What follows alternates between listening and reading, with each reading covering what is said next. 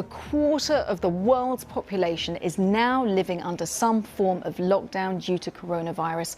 More than 3 billion people in almost 70 countries and territories have been asked to stay at home. There are now more than 450,000 recorded cases of the virus globally, but we know that testing is not readily available in many places, so that number is likely to be much higher. So let's take a look at the situation across the globe. Let's focus on Spain, which has now recorded more coronavirus deaths than China. 738 people have died in just the past day. It takes the country's death toll to more than 3,400. Close to 50,000 people are now ill with this virus in Spain. More than 2,500 of them are in a serious or a critical state. Damien Grammaticus reports from Madrid. On a dark day for Spain, a sobering sight. Van after van carrying bodies of virus victims. This is Madrid's biggest ice rink. It's been requisitioned to hold the dead. They need it. There are so many now. Arriving at Spanish hospitals are more and more cases. Infections here leaping every day. And more than 5,000 medical staff have fallen sick too. So part of Spain's urgent efforts are these new rapid testing centres, specifically for those in the front line. Toñi Osuna, a nurse, fears she has the virus. A colleague has it. The swabs are invasive, unpleasant, handled with extreme care in case they've picked up the pathogen. I'm very worried, especially for my family and my patients. At home I stay in one room, isolated, treating myself for my symptoms alone. A huge amount of concern there. Well, the Spanish government has asked the EU for protective equipment for its medical workers, as Gavin Lee reports. What we're talking about is 1.5 million face masks, 500,000 respirators, 500,000 fast emergency testing kits, hundreds of ventilators. And now this will have to go to EU countries and elsewhere, possibly China, to see what comes back. In the EU, they're going through a procurement program at the moment. It's in its early stages. There are reports that at the moment, it looks like countries combined could only provide around 10% of what's needed around the EU. So that's something that may take some time, but worrying for Spain today.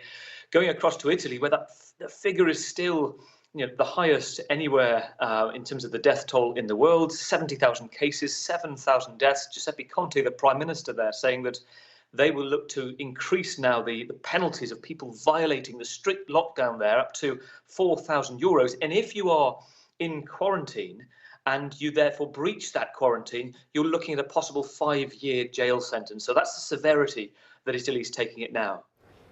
So, Gavin, they're mentioning Italy. This is, in fact, an Italian patient who is one of many who has, in fact, been transferred to a hospital in Germany. And it's because Italian hospitals are simply overrun. And Mark Lowen, our correspondent in Rome, has been tweeting the latest figures, saying that the daily increase in deaths has fallen slightly in Italy. It is down to still a shocking number of 683, but it is lower.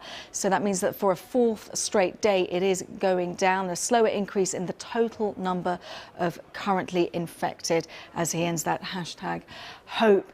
We've also been hearing that the head of the civil protection in Italy has a mild fever, and Mark also tweeting about that, saying, well, as if Italy needed more potent symbols of its difficulty, of its plight at the moment. The man who's charged with updating people about deaths across the country and new infections may himself have been flawed by this virus. So we'll keep you abreast of the situation there. Now, that lockdown remains in place in Italy, with authorities especially taking it extremely seriously. Authorities there using drones to check that people are adhering to the rules. In France, which has recorded more than 20,000 cases, President Emmanuel Macron has visited a field hospital in the eastern city of Mulhouse.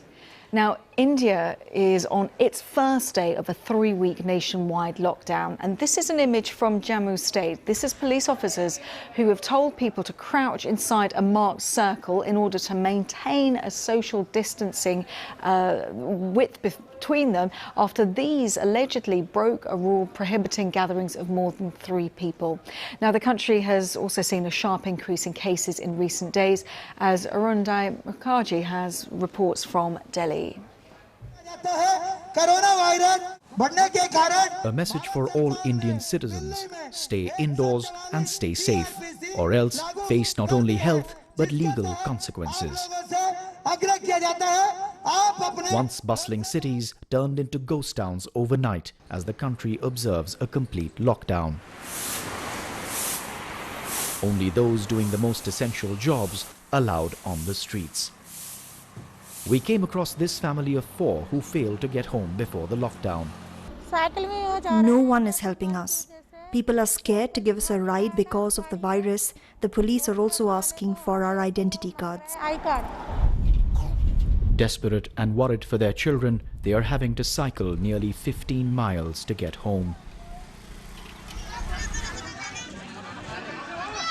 These were the scenes in Old Delhi as hundreds of homeless gathered, demanding food from authorities. Some fear hunger will kill them before coronavirus does. Others who were out to buy medicines and groceries told us the situation was challenging, but agreed a complete lockdown was needed to beat the virus. There's no stock, no vegetable, nothing. Our daily needs are also not getting met. Milk, I didn't find milk, bread for my people at home. This is good that Prime Minister Modi has enforced a lockdown. It's the only way forward. These are unprecedented scenes in a country of 1.3 billion people, unimaginable before this crisis. Many observers say that only a politician like Narendra Modi could take and implement such a drastic step. India has tested fewer people than most other countries. The virus is already likely to have spread in far greater number than officially recognized. For the world's second most populous country, disaster could still be ahead. So as people have to stay at home, deliveries are increasingly important, but we're getting reports that deliveries of food and medicine are in fact being hampered by the police. This is a tweet from the editor of the Economic Times, which talks about police brutality against people who are trying to deliver food and medicines, and basically saying that there is a lack of understanding about what essential services are. And she attached these photos, which are quite gruesome actually. These are purportedly of a driver of a delivery person who was beaten by local authorities. So that's the situation in India. Now, I want to take you to Russia, because underneath this visor, this mask, is Vladimir Putin. And the president has announced next week will be a non-working week in Russia, except for key services. He's also postponed a nationwide vote on constitutional changes, which would allow him to extend his rule because of the worsening ongoing situation with coronavirus. Now, Russia's total number of cases has passed 600, with a record daily rise, as Steve Rosenberg explains from Moscow. Well, in Russia, according to official figures, the number of confirmed coronavirus cases is relatively low. It's in the hundreds, compared with tens of thousands in Italy, which is really surprising when you consider that Russia is a massive country. But they are preparing for an influx of patients, including here at the city's main emergency hospital, where they've converted a whole section to the battle against COVID-19. Well, this is the green zone, the safe zone to be in. It's actually the cardiological department of the hospital. But because of the pandemic, what they've done here is to repurpose one of the units for coronavirus patients. What they say here is that they have all the facilities, all the equipment they need to treat people. So if we look over here, this is where the patients who have suspected COVID-19 are brought in. As you can see, everyone's in protective gear. It took them 3 days to set up this area, and they've put in 80 beds here. You can see some of the beds here, and they're all full. The situation is serious, but it is not a catastrophic situation. Why do you think the official figures are quite low in Russia for people with coronavirus? If all people who have mild signs of infection, cough, maybe runny nose, would make tests, the number of people with coronavirus would be much more. So the message from this hospital, at least, is everything's under control. But Russia is the largest country in the world, with a healthcare system which for years has been underfunded and under enormous pressure. Coronavirus is a huge challenge for everyone, including Russia. It certainly is. Well, the United Nations has launched a humanitarian response plan. The UN Secretary-General, Antonio Guterres, says that the world is only as strong as its weakest health system and that the developing world will need more support to prevent infections spiralling out of control. Be responsible, be smart, but above all, understand that only with solidarity we can defeat this disease. Now, as we heard, at least a quarter of the world's population are now down on a lockdown. And I want to show you a particular map that shows you just how quickly the measures are spreading, these lockdown measures are spreading. The darker colours that you're looking at show the heavier restrictions. So basically green represents where schools are closed, through to the dark blue images where there's a full lockdown, especially there in Europe, as you can see. This was an image a week ago, so let's have a look at how that compares to what is going on now.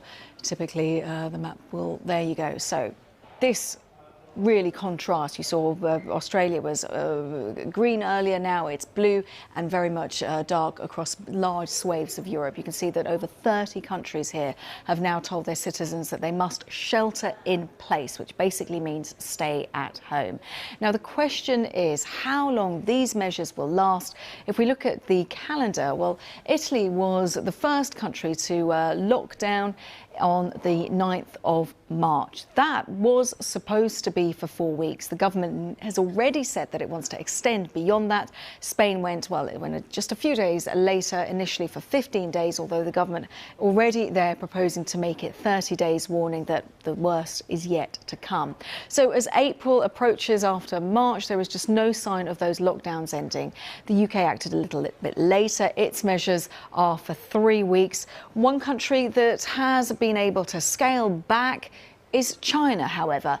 This was Wednesday morning there, with bus services being resumed in Wuhan, the city, of course, where this outbreak began. They've had 9 weeks of shutdown there. Now, it's still under tight control, although some travel in and around the city is increasingly being allowed. Steve McDonald explains from Beijing. Here at Beijing West train station, it's a highly symbolic day as travellers from Hubei arrive in the Chinese capital. The province where this global emergency started has lifted its lockdown and people there are now able to travel to other parts of the country. Now, as you look around here, you can see all these buses have been parked to receive passengers as they come in. That's because you still have to do quarantine when you get into Beijing. That might seem like a hassle, but for these people who've been cooped up for months, it's another step towards normality. A couple of weeks of quarantine, then they can go back to work here. There's been a lot of debate about the figures here and whether or not the official count can be trusted in terms of how many people are actually infected in China. Well, there's a feeling that the national government wouldn't be allowing travellers to arrive here in Beijing, where they live, unless they felt that this emergency was pretty much under control. Now, let's turn to the United States, because Democrats in the Senate have reached agreement with the White House on a stimulus package worth $2 trillion. It's going to be the largest bailout program in history, and it includes sending checks of $1,200 to every adult except for high earners. Now, there's also hundreds of billions of dollars in loans for businesses, even for state governments if they need a bailout. Let's cross over to Washington. Anthony Zerka is also self-isolating, and you've been across this for us. Anthony, finally agreement on this stimulus package. Finally an agreement. They've been battling over this for days now. They had to extend the voting deadline several times, but it looks like we're getting close to the final stretch here. There's a little bit of objections coming from some Republican senators over the size of the unemployment payouts that could be going towards individuals, but I imagine that will be worked out fairly soon. Remember, the Senate is going to pass this first, then it's going to be passed by the House of Representatives. All of the members of Congress, of which are scattered all over the country right now, they're going to have to either do this by a unanimous consent vote or fly back into D.C. and vote on it. It will be probably towards the end of the week before this could be approved by Congress, and at that point it would end up on Donald Trump's desk for his signature. Anthony, don't go away, because I want to talk to you a little bit later about the situation in New York. But I just want to add that all companies controlled by President Trump and his kids are banned from receiving any loans or investments from this huge stimulus package. That's designed to make it impossible for the president to channel any of this taxpayer money into Trump-branded resorts or hotels. There are questions whether this and the fact that he's hinged his re-election in November on a booming economy could be a factor in him calling for the lockdown to end after just 15 days. Here he is saying that. Easter is a very special day for many reasons. For me, for a lot of our friends, that's a very special day. And what a great timeline this would be. Easter as our timeline, what a great timeline that would be. So he's aiming for Easter, but that's despite the fact that there are more than 55,000 cases in the US, with the number of deaths at almost 900. And the WHO has warned that the US could in fact become the virus's next epicenter. And New York's governor has warned that the illness is spreading faster than a bullet train. Let's go back to Anthony. It just seems that the president is incredibly optimistic, given what we're seeing in reality, the figures coming especially from New York State. Right, it does seem very optimistic, and the administration walked back those comments a little bit yesterday evening. Donald Trump's medical advisor said that that was a goal, but not necessarily. It was a flexible kind of a deadline that they could be looking at. And you have to remember, you mentioned New York Governor Cuomo, Andrew Cuomo. The governors are going to be the ones who have the final say in this. And so conceivably, if Donald Trump keeps pushing to have businesses reopen, he could be in direct conflict with governors all over this country who have decided in their judgment to keep businesses closed. Now, that could put Donald Trump in a position of saying, well, if there are economic consequences from these closures, he's the one trying to open things up and get American businesses booming and not take quite as much of the blame as, say, governors might. That would be a position he could conceivably campaign on. You have to remember, over the past year and a half, Donald Trump has been talking about this great economy as his biggest accomplishment and what makes him deserving of re-election. So he has to bank on some sort of either a recalibration of his message or the economy bouncing back pretty quickly if he wants to keep that kind of a message going into the general election in November. Anthony, just in a sentence, when it comes to how the mood is, what are people thinking about the way Donald Trump is reacting to all of this? Very briefly. Well, if you look at the polls, Donald Trump actually has seen some of his highest approval ratings. People seem to be rallying around him for the moment. The question is whether that will continue as these negative consequences drag on for weeks and months ahead.